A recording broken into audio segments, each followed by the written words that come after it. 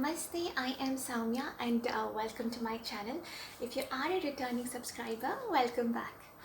Today I wanted to do a quick video which is a follow-up of the previous fibroid shrinking maintenance stage update I have done.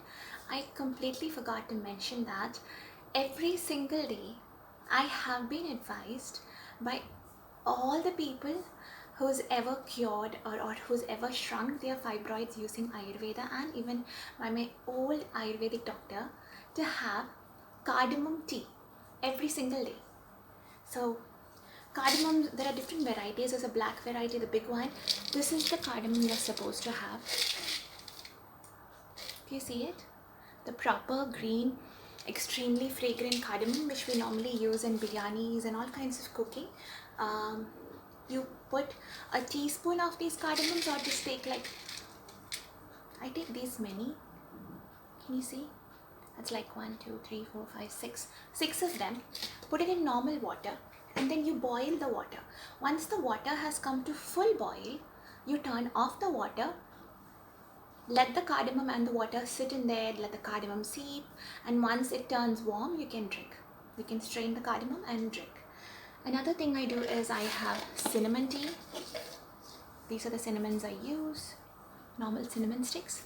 And this one, sometimes I boil and sometimes I just simply put a cinnamon stick in a cup and then pour 100 degrees boiling water that I boiled in the kettle on top of it, let it seep for 10-15 minutes, and I drink it. The reason we are having these things is because they are anti-inflammatory. So when I'm talking about it, you have to look into anti-inflammatory diet. Anything that causes inflammation in the body makes the body sick. Sickness is mostly inflammation.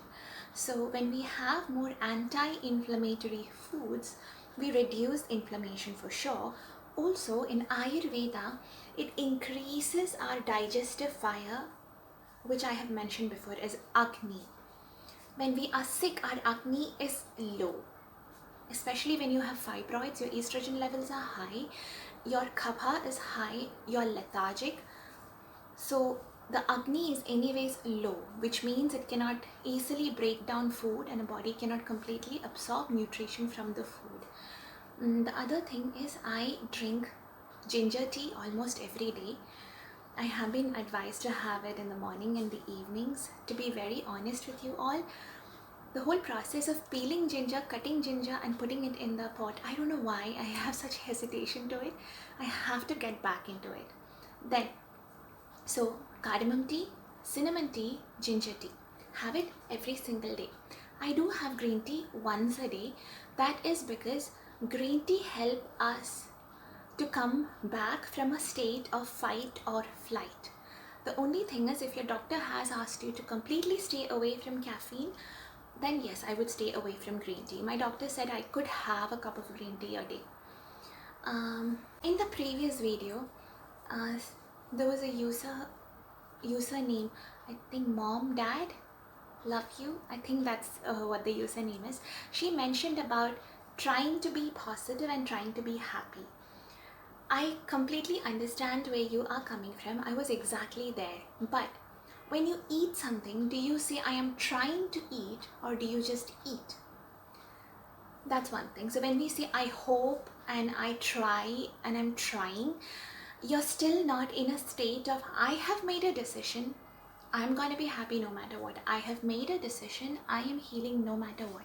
I have made a decision that all these medicines and all this tea and all this lifestyle changes get to work for me.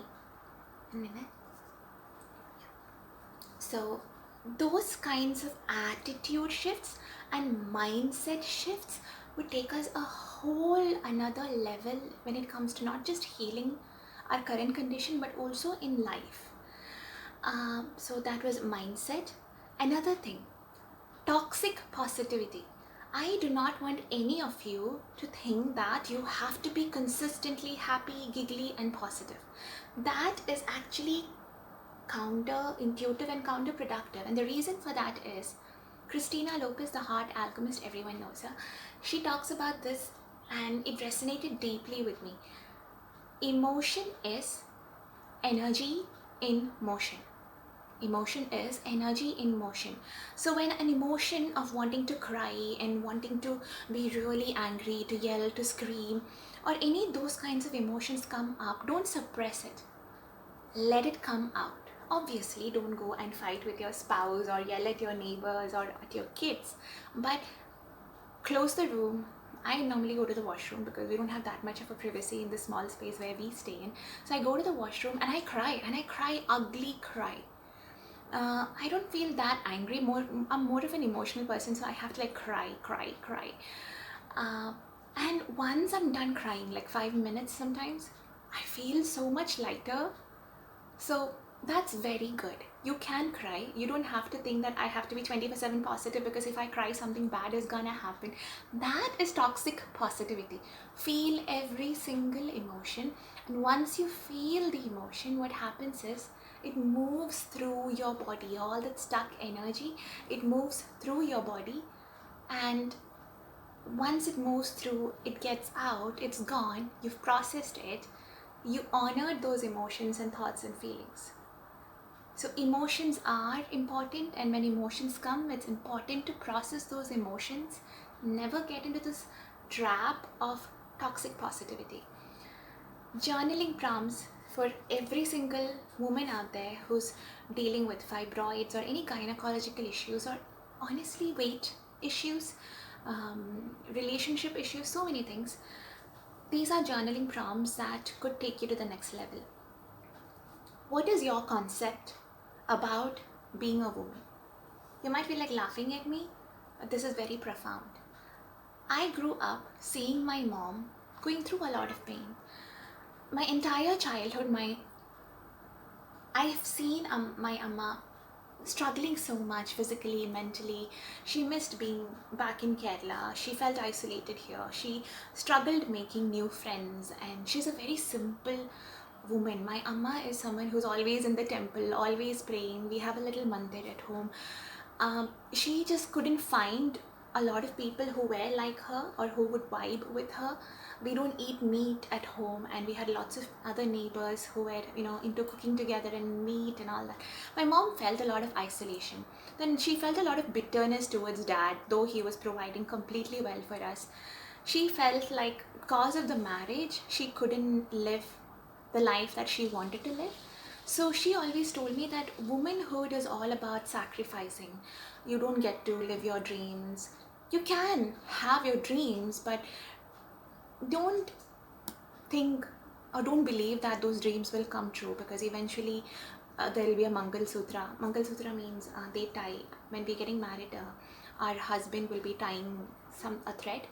For us it's Tali, there's also Mangal Sutra. So once that Mangal Sutra is on you, then that's it. You belong to him, you belong to his family, then their dreams and aspirations become yours.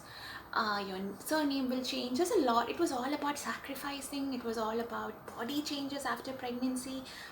Beauty is not forever, health is not forever. So I had picked up all of those things, and what my mom went through way later on in her life, like in her late 40s, I manifested into my life like towards my late 20s, I would say.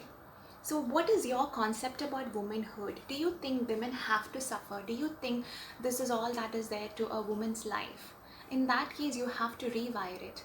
Because if you do not believe that being a woman is a blessing and a boon, and everything always works out for me, I get to be healthy, youthful and happy for now, then and forever. If you do not have that belief, and you associate womanhood with being alone and struggling in life and things like that, then you manifest more of that. None of this is to put you in a state of fear that, oh my god, I had a negative thought, it's gonna manifest. No. If you're constantly in a state of complaining about everything and low vibe, that's what you get more of. But if occasionally you have an outburst, you cry, you get angry, or even you yell at someone, that doesn't make you a bad person. In fact, it's important to process your emotion. But the most important thing is sit with it. Sit with yourself and analyze.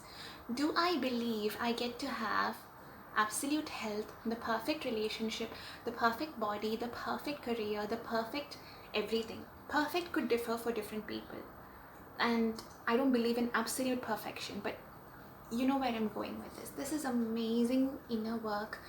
Whether you're 10 years old, whether you're 50 years old, whether you are 95 years old, just reflecting on this, rewiring all the negative beliefs you've had would help you to quantum leap. This is something I'm still working on because I believe in one thing and then I have to rewire and I see a lot of difference, but I still have other limiting beliefs in other areas. So that's that. I don't want to make this video long. Thank you so much for watching, and that's it. Bye bye.